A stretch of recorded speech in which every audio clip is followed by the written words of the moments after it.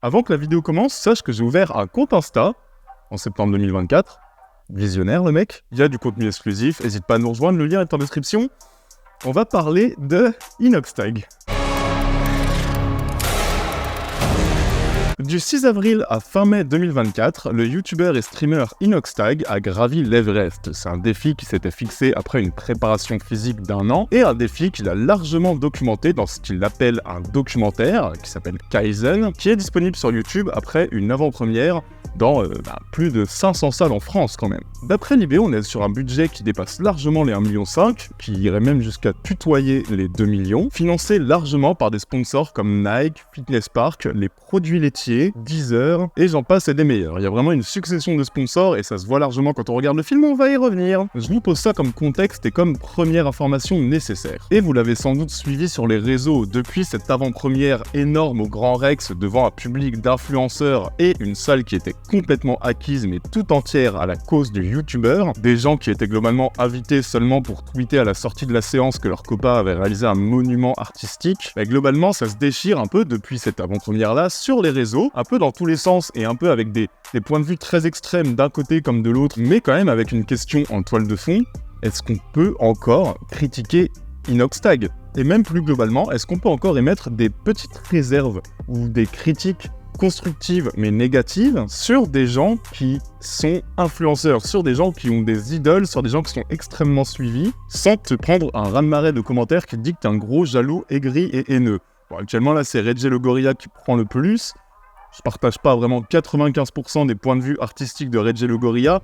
Je partage un petit peu son point de vue sur le film et je trouve que c'est un point de vue qui manque aussi un petit peu de nuance, même si évidemment le projet d'Inox est ultra critiquable et on va y revenir. Mais voilà, t'as ces deux camps. D'un côté, t'as les gens qui vont tweeter comme si Kaizen était l'œuvre artistique du siècle. De l'autre, t'as ces gens qui vont balancer des avis extrêmement négatifs, pas forcément nuancés. Évidemment, les deux parties sont extrêmes, les deux parties s'affrontent, ça donne une petite guéguerre sur les réseaux. On va essayer d'aller quand même un petit peu plus loin que ça. Est-ce qu'on a encore le droit d'être moins convaincu que les fans d'Inox du bien fondé du projet Kaizen? Est-ce qu'on a encore le droit de se dire que ce film est largement critiquable sans qu'on se prenne des espèces de commentaires hyper haineux sur Twitter ou même dans les commentaires de cette vidéo? Je suis sûr que je vais en avoir quand même quelques-uns, vous avez qu'à fouiller, hein. C'est ce qu'on va voir et c'est tout un programme.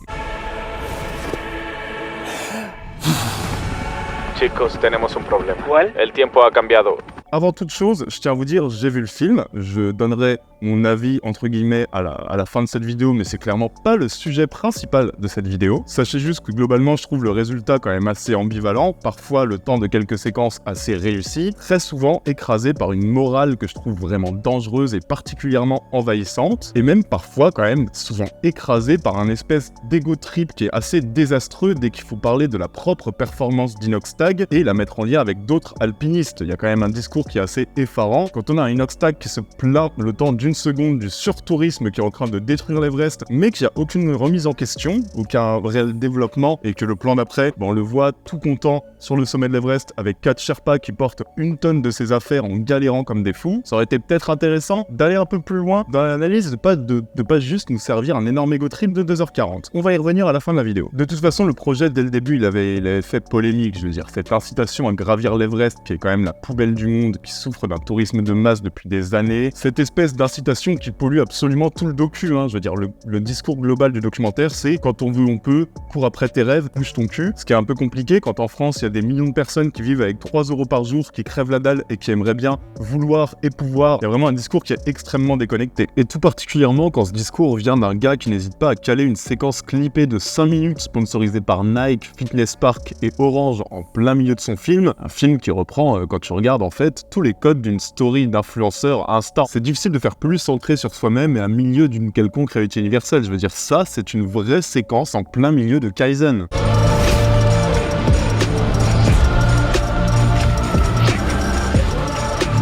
Mais bon, déjà, première question, il faut qu'on définisse Kaizen. Est-ce que Kaizen c'est un film? Est-ce que c'est un documentaire? Est-ce que c'est un vlog? Clairement, Kaizen il est vendu comme étant un documentaire, capable de brouiller la limite entre YouTube et le cinéma. C'est le premier film de Basile Monod, qui est un réalisateur, qui a bossé avec pas mal d'influenceurs et qui a principalement fait des pubs, notamment pour Coca-Cola, Leroy Merlin, etc.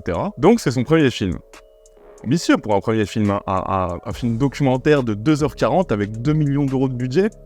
C'est quand même sacrément ambitieux. Et le film est donc sorti dans 500 cinémas en France, mais en simultané 2 heures plus tard, sur la chaîne YouTube de Inoxtag. Et on a quelques voix qui se sont élevées sur le fait que Inox est un tapis rouge pour balancer son film en salle, alors qu'on a énormément de films qui galèrent même à avoir des distributeurs qu'on ne verra probablement jamais en salle, et notamment dans le genre du documentaire. Et vous savez quoi, moi là-dessus, ça ne me dérange pas en fait. Parce que oui, là on est en train de parler d'un privilégié qui a une énorme communauté, son film a un énorme potentiel commercial et du coup c'est Pathé, UGC, MK2, etc. qui sont allés le chercher en lui proposant une diffusion dans leur salle. Mais en fait, tant mieux s'ils se servent de ça pour remplir des salles de cinéma avec un public jeune qui avait quand même tendance à le délaisser, à ne plus vraiment comprendre et voir le plus-value des salles obscures face à du Netflix ou à du Amazon Prime.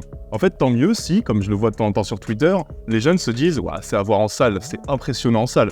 En fait, tant mieux, ça permet aussi de prendre conscience et de rappeler aux jeunes qu'en fait, rien ne vaut l'expérience cinéma. Sans compter que, par la taxe CNC, Kaizen va quand même aider au financement d'autres projets et contribuer à refaire des salles obscures un lieu populaire. En fait, moi, j'ai personnellement aucun problème à me dire que Kaizen est un film qui a une petite diffusion salle. Alors oui, Inox est un privilégié, oui, il y a des grands cinéastes qui ne sont juste pas sur les réseaux, mais qui ont fait des films qui mériteraient 100 fois plus d'avoir une projection salle, effectivement.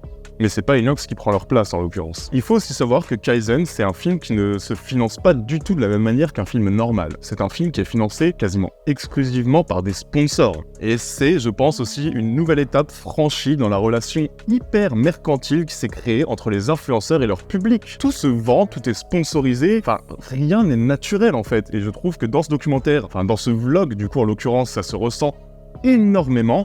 En ce sens, le spot que Inoxtag a fait pour Orange, mais c'est quand même une énorme blague. Avec ces 5 mois de déconnexion, je me suis rendu compte qu'on n'avait pas toujours besoin d'être connecté et scotché à nos écrans. Sortons dehors, allons faire du sport, faisons de nouvelles rencontres. Bref, reconnectons-nous aux choses essentielles de la vie.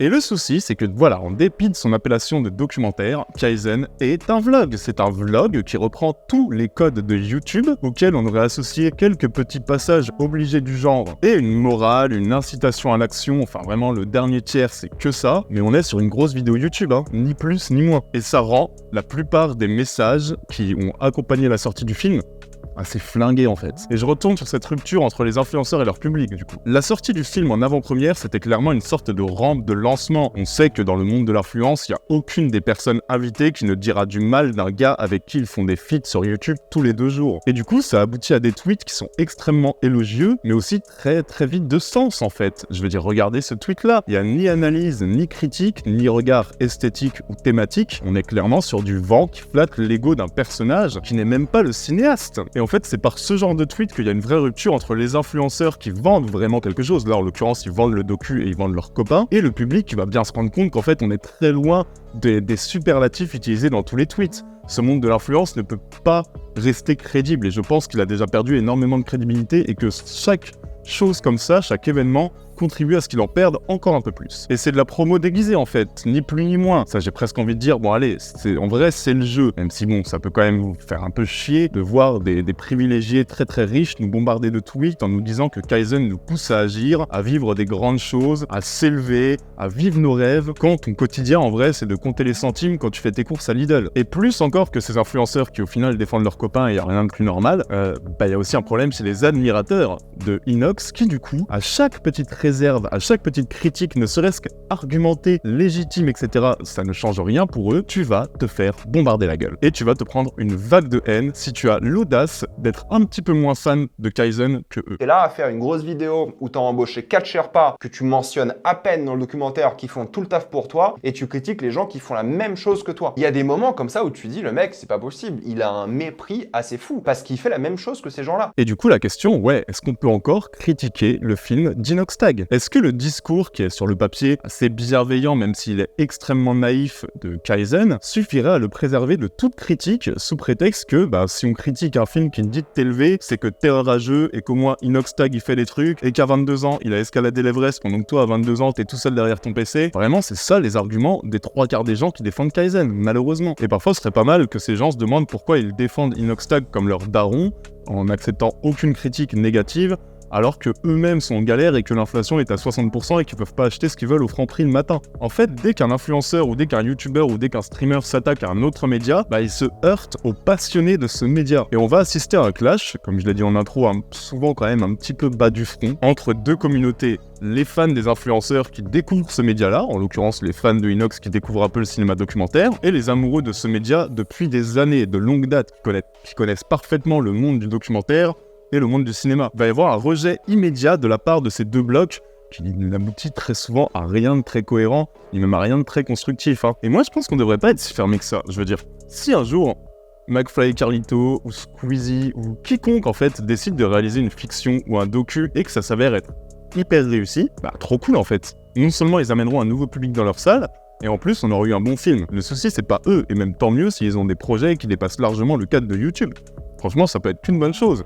Le souci c'est plus le public qui doit accepter aussi la nuance. Je veux dire, les plus grands cinéastes se sont fait critiquer dans leur vie. Tous, je veux dire, il n'y a pas un cinéaste qui n'a jamais eu droit à des critiques négatives, parfois légitimes, et bien souvent des critiques qui les font avancer, des critiques qui soulèvent des points effectivement intéressants. Je veux dire, la critique et l'art, mais c'est indissociable. Et si chaque réserve qu'on émet sur un film qui est quand même en vrai largement critiquable pour toutes les raisons que j'ai déjà citées, c'est-à-dire Kaizen, aboutit à une vague de harcèlement, c'est quand même problématique. En fait, toute œuvre doit pouvoir être analysée et critiquée tranquillement en conscience. Et ce, même quand la personne que tu critiques a 10 millions d'abonnés. En fait, je pense qu'il faut juste arrêter de prendre personnellement tout ce qui peut être reproché à l'œuvre de ton créateur de contenu préféré. D'ailleurs, bon, j'irai même plus loin, je dirais que dans un monde parfait, personne n'idolâtre personne et personne n'a d'artiste ou de créateurs de contenu qui l'idolâtrent alors qu'il ne le connaît pas et ne lui a probablement jamais parlé. Vraiment, brûlez vos idoles, les amis, n'idolâtrez jamais quelqu'un que vous ne connaissez pas personnellement, et je m'inclus dedans sans aucun problème. Ça évite d'avoir des gros messages genre « Oh non, pas lui !» quand Edouard Baer est accusé d'agression sexuelle. C'est un autre débat. Et alors, si le public de ces influenceurs doit effectivement mettre un peu de l'eau dans leur vin, c'est aussi le cas des critiques que je vois beaucoup sur Twitter. Je vois beaucoup de critiques être plus occupés à chercher la bonne phrase, celle qui va piquer, la punchline, plutôt que de vraiment parler en fait du fond et de la forme de Kaizen. En mode, eux ils sont sales, eux ils sont là juste pour le tourisme et tout, mais connard, excuse-moi, mais qu'est-ce que tu fais toi là? Et comme je vous l'ai dit, cette vidéo c'est pas une critique. En fait, je me rends même compte que tout le long de mon point de vue, je pense que vous avez quand même largement compris mon regard sur Kaizen. Je trouve qu'il y a quelque chose de beau dans le fait de voir un mec qui s'entraîne et qui cherche à se dépasser avec une totale détermination, mais je trouve ça assez tragique en fait de voir qu'il y a aucun regard posé sur l'exploitation humaine, sur la destruction de la nature, que ça implique, et qu'au final on reste quand même face à un ego trip qui n'apporte rien en fait. À aucun moment le fait que des populations autochtones prennent extrêmement cher en fait, qu'un élément de la nature aussi merveilleux que l'Everest soit en train d'être détruit de façon abominable, à aucun moment ça c'est pris en compte dans la réflexion du documentaire. Et c'est pour ça que Kaizen n'offre aucun regard, n'est absolument pas un documentaire, et au final s'avère être juste globalement un ego trip de 2h40. C'est un projet qui a été créé pour les amoureux du contenu ou même de Inoxtag. C'est un projet où le cinéaste n'existe pas et c'est un projet qui est tout entier dédié à la gloire d'un homme et de sa philosophie. C'est une mise en avant d'un défi que s'est fixé un créateur de contenu qui peut se le permettre, un défi que je veux pas minimiser et qui plaira forcément à ceux qui justement aiment l'homme, donc Inoxtag et sa philosophie, mais c'est un film qui n'a aucun réel regard thématique, aucune réelle plus-value à mon sens, si ce n'est ce discours qui est globalement, comme je l'ai fait dans cette vidéo, très facile à critiquer en fait, sur le fait de croire en ses rêves et le fait de se dire qu'il faut les poursuivre absolument. Et on peut comprendre facilement que ce genre de discours soit difficile à entendre quand c'est un gamin de 21 ans qui est extrêmement privilégié qui te le donne, quand toi vraiment ta vie c'est d'essayer de survivre. Je voulais faire cette petite vidéo sur Kaizen, je voulais presque profiter de Kaizen pour m'interroger sur le rapport entre la critique et l'influence, le monde de l'influence qui est quand même un vaste monde, et je voulais pas juste faire une critique de Kaizen, je pense que ça aurait été un petit peu moins intéressant. Il y a manière évidemment à pousser l'analyse encore beaucoup plus loin, et ça pourrait arriver lors d'une prochaine vidéo mais qui ne serait pas dédiée cette fois à un événement précis comme Kaizen. Donc n'hésitez pas à vous abonner pour suivre le reste de l'actualité de la chaîne, on sort 2 vidéos par semaine. On a aussi un petit Tipeee qui nous permet de vraiment faire vivre cette chaîne à temps plein. N'importe quel petit don aide énormément, c'est vraiment le meilleur moyen de soutenir cette chaîne. Et nous les amis, on se retrouve dimanche prochain pour une grosse vidéo. Et je vous spoil, c'est votre récompense pour être allé jusqu'à la fin de la vidéo. C'est le retour d'un portrait. C'est un format que j'ai pas fait depuis 1 an et demi et c'est un portrait sur lequel je bosse depuis bien longtemps, entièrement dédié à Harmony Korine. Ça sort dimanche soir, 18h, soyez là. Et d'ici là les amis, prenez soin de vous et n'oubliez pas que vous êtes les meilleurs. Ciao à tous, bisous.